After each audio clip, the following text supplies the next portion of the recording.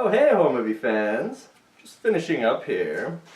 I'm Dr. Will Carver, OMG MD out of Bloomington, Indiana, and this is Dr. Carver's Auteur Autopsy. Here I talk about a movie on the weekly-ish, putting it in either the greatest movie of all time bin or worst movie of all time bin. I also present films, much like the horror host used to do, which lives on today on some networks on the electric TV gadget, and finds a new medium on the various internet machines. Click, watch, subscribe. We're going to talk about movies of the horror persuasion until we go green in the face.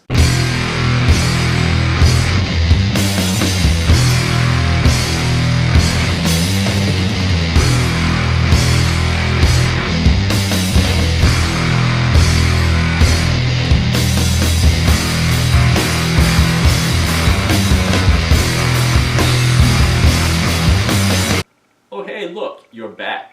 Change of plan.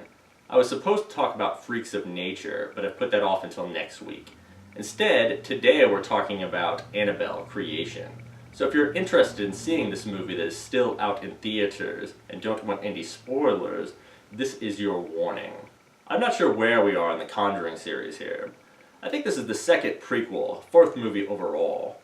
The first one was impressively scary, the other two not so much. And this one, while scary as hell, is not what I would call a good movie. I saw this only 2 days ago, yet I can tell you hardly anything of what happened. This is the archetypal cheap thrill.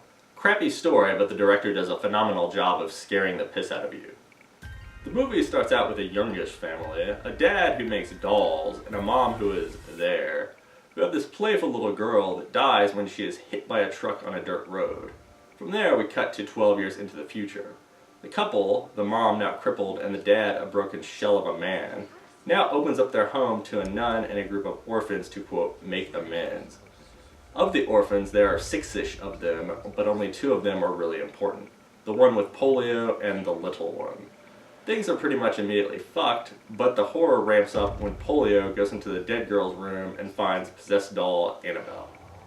From there, things escalate, leading to smoke monsters, demon dolls, possession, telekinetic disembowelment, nun flinging, scarecrow inhabitancy, and so forth. Which ultimately takes us to the start of the first Annabelle movie, the second in the Conjuring series, if my math adds up correctly. The Rotten Tomato consensus on Annabelle Creation is that it adds another strong chapter to the Conjuring franchise, and offers further proof that freaky-looking dolls remain reliably terrifying. I disagree with the first half of that statement and put it in the worst movie of all time bin.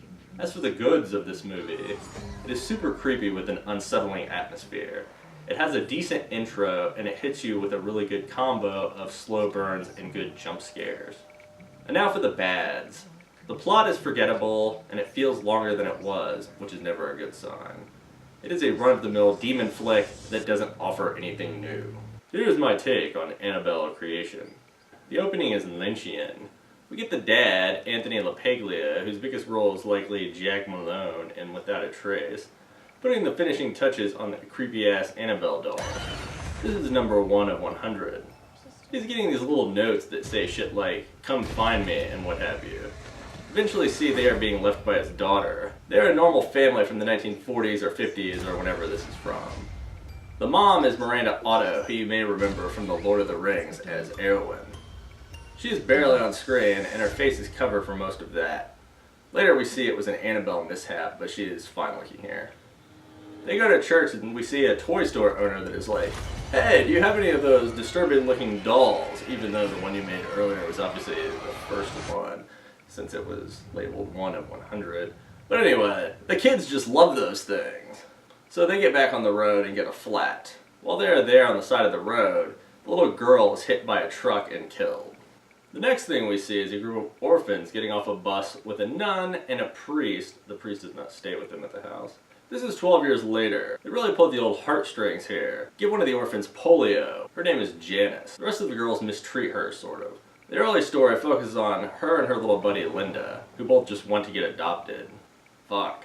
Well, that first night, Janice goes into the forbidden room and lets out the demon doll. Shit!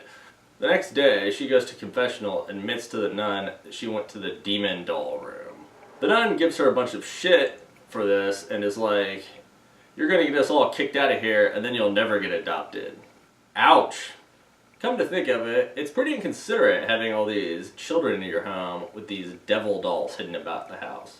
But Janice, we see, is weird, so whatever. She steals the dead girl's picture off the wall, which was bizarre. Why would anyone want that? Several times throughout the movie we see Janice screaming bloody murder just feet away from her sleeping housemates, and no one wakes up. Around here we get the obligatory, "I'll steal your soul" line, which, spoiler for the next 30 seconds or so, it does eventually. She gets super creepy here, which I shan't get into. Her and the doll are inseparable, which prompts Linda, the little one, to take the doll and throw it down a well, which doesn't faze it in any way whatsoever. They need to punt the shit out of that fucking thing. They ultimately determine it is too late for Janice and lock her possessed ass up with the demon doll in the demon doll room. This is after all the demon murder and carnage, of course. They ultimately determine it is too late for Janice and lock her possessed ass up in the demon doll room with the demon doll. This is after all the demon murder and carnage, of course. When they all run out of the house, I thought for sure that the house was going to implode poltergeist style, but it doesn't. When the police and such come to the home at the end of the movie, Janice is gone. That's weird, everyone collectively says, but they aren't very concerned. Should have been, though, as we see the girl getting adopted by the family that gets killed at the beginning of the Annabelle movie. The flick then segues into that piece of shit film. Roll credits. The scariest part of the film was probably the tea party scene when the mom character walks in on her dead daughter playing with the Annabelle doll. The mom has her cross out while the daughter is facing the opposite direction. As she steps closer, the daughter levitates and her bones crack and break in disgusting jerking motions. The girl is possessed as fuck, coming at the mom all quick and unnatural-like. It's disturbing. The most, maybe, unintentionally hilarious moment of the movie, there are several of these moments by the way, comes at the end when the priest comes back to the house to check everything out. He, carrying Annabelle, is all like, "The doll was possessed, but isn't now." He then plops the doll down in front of the girls and is like, "Which one of you gets it?" Yeah, pretty sure half an hour is a little too soon to make jokes, if that's what it was. Ultimately, the thing I didn't like about the movie was how unbelievable it was. Part of the appeal of The Conjuring was that it was based on a true story and it felt real with some embellishment. The thing that sucked about that first Annabelle movie was that it was just a bunch of made-up nonsense about where the doll came from that had no basis in reality. Basically, it was over-the-top absurd. This one doesn't go quite that far, but on the whole, the plot was pretty ludicrous. Though I'd put it second of the four on the most believable list, including The Conjuring 2, which was supposedly based in reality as well. All that being said, for these reasons, I'm going to have to relegate this movie to the worst movie of all time then. So that was Annabelle Creation.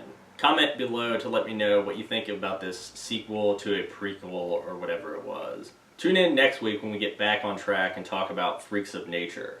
Please take a second to subscribe. This is Dr. Carver signing off. And if I see you, it's not a good thing.